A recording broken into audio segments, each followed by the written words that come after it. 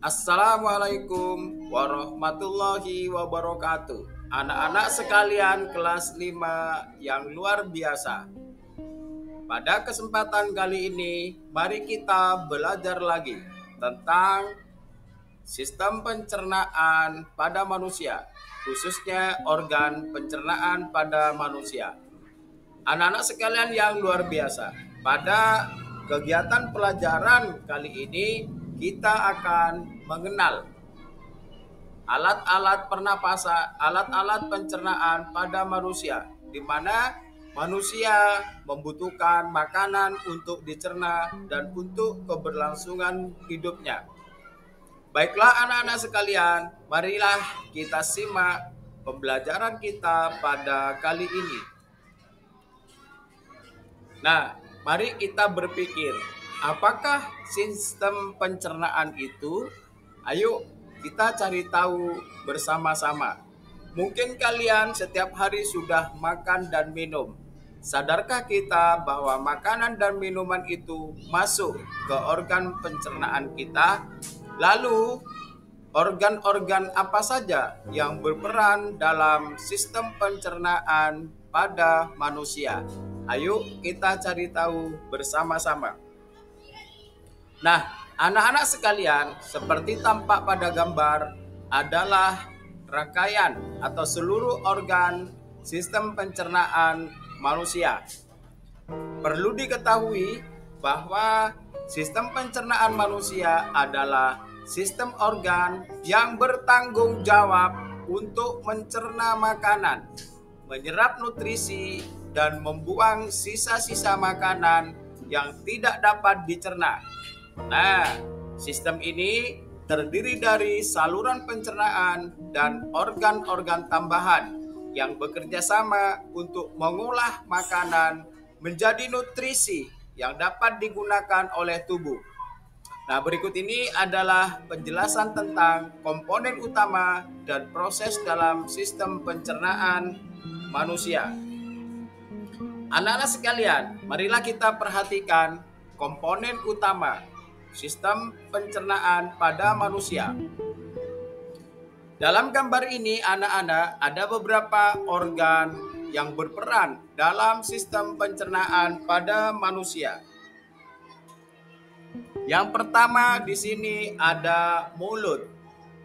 Yang kedua ada kerongkongan, disebut juga dengan esofagus.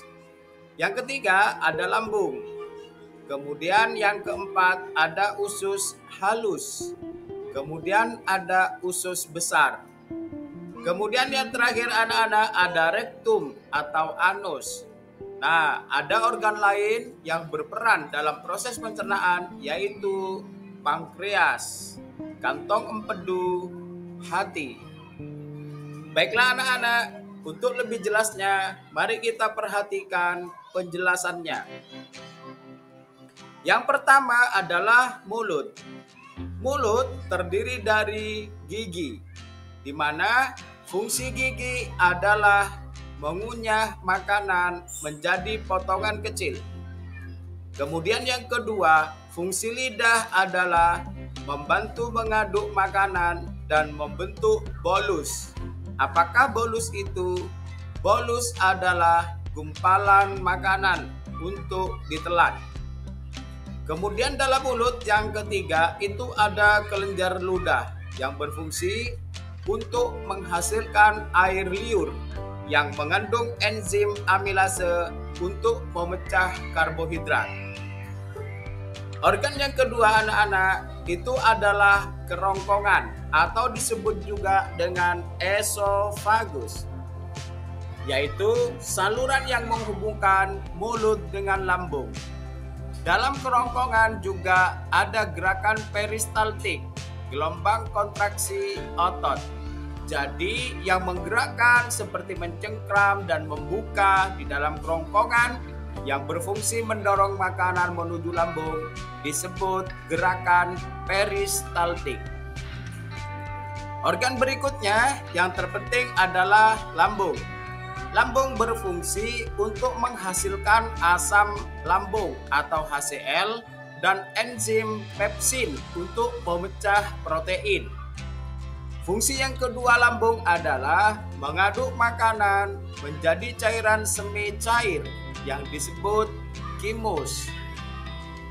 Nah, anak-anak sekalian, marilah kita beralih pada organ berikutnya, yaitu usus halus. Usus halus terdiri dari dua bagian. Bagian yang pertama adalah duodenum, di mana pada bagian pertama usus halus ini sebagian besar pencernaan kimiawi terjadi. Enzim dari pankreas dan empedu dari kantong empedu membantu proses ini.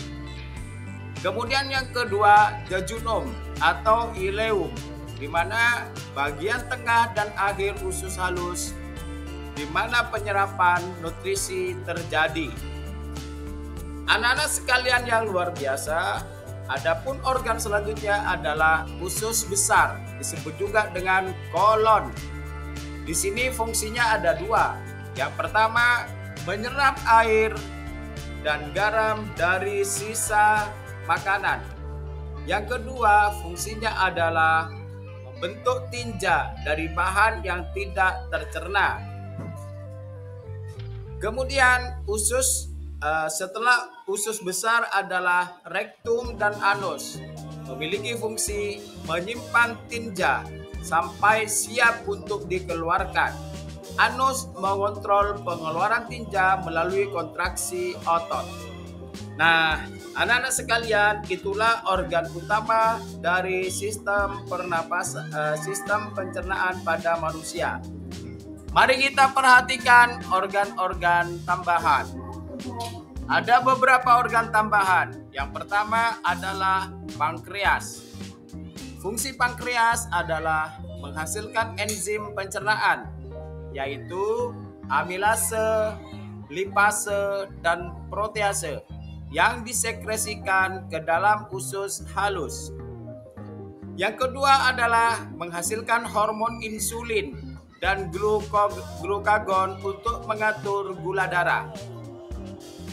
Anak-anak sekalian, yang ketiga dari organ tambahan, yang kedua adalah hati, menghasilkan empedu yang membantu mencerna lemak. Kemudian yang kedua, memproses nutrisi yang diserap dari usus halus. Nah, yang terakhir adalah kantong empedu. Kantong empedu berfungsi untuk menyimpan dan mengeluarkan empedu ke dalam duodenum untuk membantu pencernaan lemak. Nah, anak-anak sekalian, demikianlah organ-organ pada sistem pencernaan manusia. Ayo kita belajar, membuka pikiran untuk mengulang kembali apa yang kita ingat. Terima kasih. Assalamualaikum warahmatullahi wabarakatuh.